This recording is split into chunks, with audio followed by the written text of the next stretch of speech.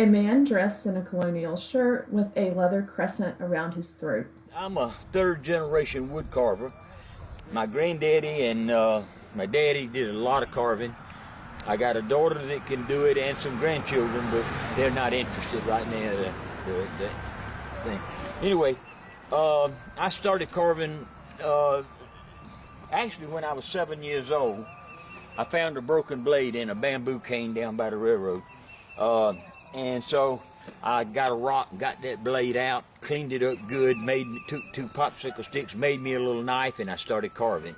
And then later on, my dad helped me find some knives. I still have the first one he gave me.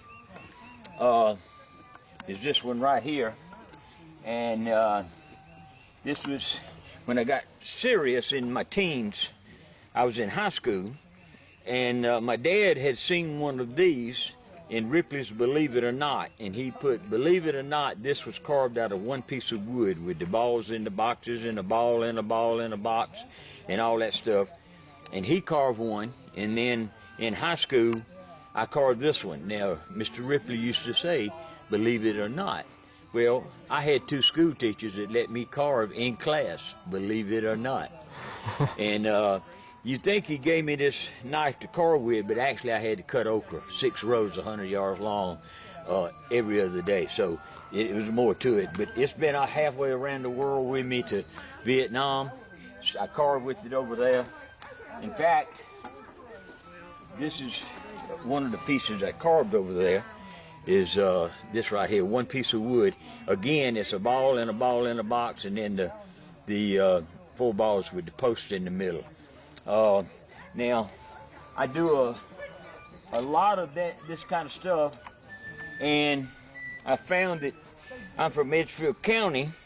We grow a lot of peaches there, and so some of us carve things like monkeys out of peach seeds and baskets and all kinds of frogs, stuff like that. This is 12 different sized peach seeds carved into monkeys on a string. My dad did this about 50 or 60 years ago, and I think it's just a cool piece to have and all that. One more piece that's a favorite of my dad's is this one right here. He raised 5 of us plowing behind this little Ford tractor in it for a garden. We had about a 3-acre garden every year, along with peaches and plums and stuff. But I just love this carving. It's a really neat carving. It involved the whole family with the 5 of us kids and mom and dad. So it's kind of a prize. A lot of sentimental value there. Let me see. Another thing in the same line of carving, this is the more intricate stuff. My granddad, like I say, was a policeman in Johnston and Truman, and he would check hobos as they got off the train coming through town and make sure they wasn't up to some no good, you know. So he learned about them carving pliers out of one piece of wood. Now, you don't use them; they're just art, and which led me to do this one, and it's about the only piece I've ever kept up with the time on. I call it the Nutcracker. Continued on after doing several pliers and scissors, continued on with chain, balls in the box, a ring with 7 chain links and a nut on the end of each one of them. This piece of wood was no larger than this, and 63 hours later, this is what I had. Oh, wow. Yeah. You want me to stop it? Oh, you're good.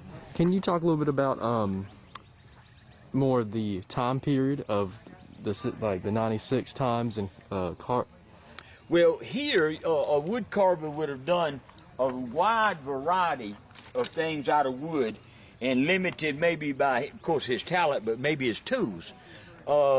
Everything from building a log cabin, dovetail corners on it and all that, and making shingles. The boring, as my daughter used to say, don't talk about wood shake shingles, but said they're boring. But I said, if it's raining, they won't be born if they're keeping the rain off of you, because you're going to want that. But a woodworker of the day would have probably, in a place like 96, would have done a little bit of everything.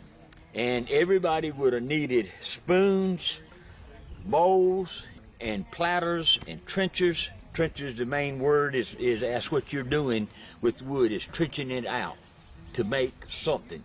And I have a wide variety of spoons here. I like to, this is typical of a spoon in the period, one like this right here for serving food, or even larger like this. So I probably, I carve small spoons for eating, even forks and stuff, which were a little bit on the rare side. A wooden fork wouldn't have been that strong like a fork is today.